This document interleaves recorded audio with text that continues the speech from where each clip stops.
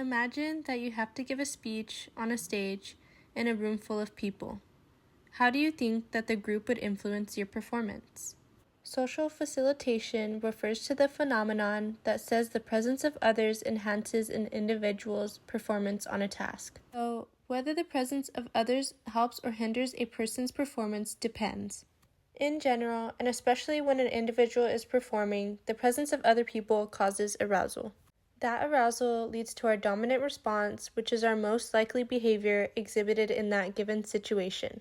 So this means if you practice your speech with little to no mistakes and you are confident in what you are doing and saying, then the mere presence of the group would likely help your performance. But if you didn't really practice and you're not that confident in your performance, the presence of the group may hinder it. But besides just mere presence, there are a couple other ideas about why a person's performance can be affected by the sight or even thought of others. Evaluation apprehension refers to the anxiety that individuals feel when they anticipate being judged by others. So if we're good at something, we will do better because we are excited to show off what we know.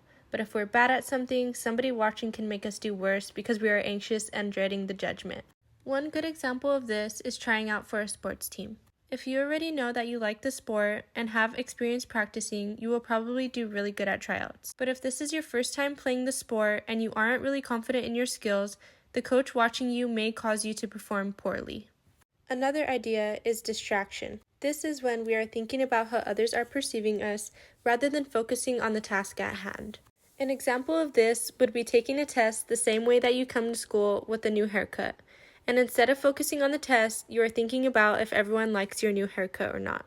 More ideas come from a review and meta-analysis by Liad Usiel, who argues that there are individual differences in the social facilitation effect. She identifies individual factors that moderate the social facilitation effect, including personality traits, cognitive styles, and motivational orientations. This research suggests that task complexity isn't the only moderator of the effect of social presence, and there may be more to it. It is interesting to think that whether you are an extrovert or introvert, or whether you have a high self-esteem or a low one, can play a role in whether or not your performance is affected in public.